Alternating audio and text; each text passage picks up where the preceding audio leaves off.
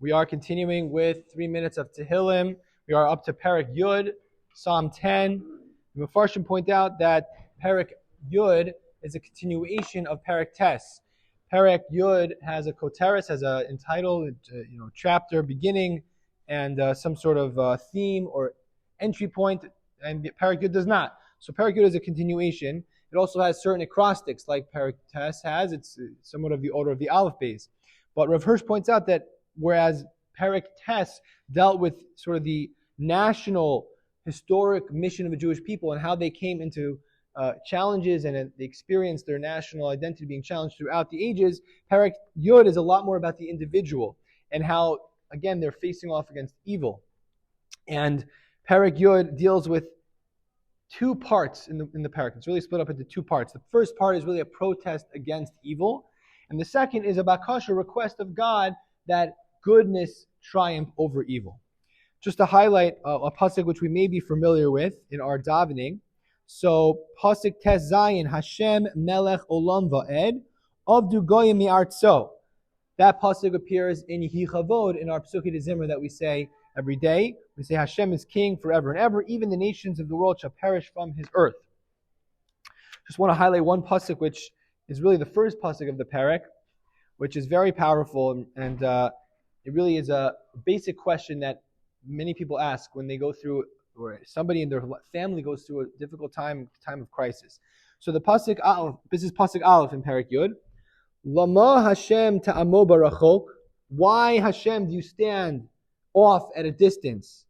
Ta'alim li'itos batzara. And you hide your presence in times of trouble.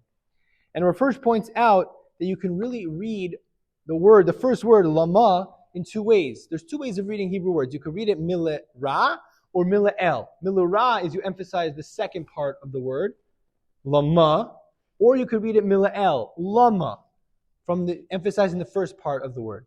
And Rav Hirsch says that the word here, lama, is accented from mila-ra, which would mean not why, but rather lama, for what purpose? To what purpose is this happening? And he says, you can ask Hashem, almost like, why are you doing this to me? What's up, right? Or you could say, Lama, right? Lama Hashem ta'amo barachok. Why Hashem are you?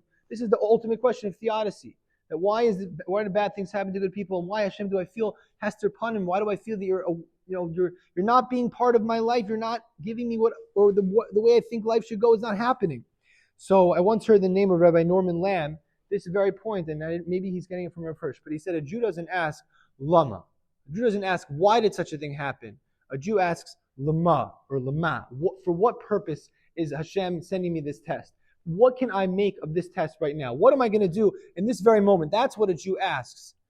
And yes, we experience times of hester panim. We're experiencing right now a time of confusion and why are things happening in a certain direction.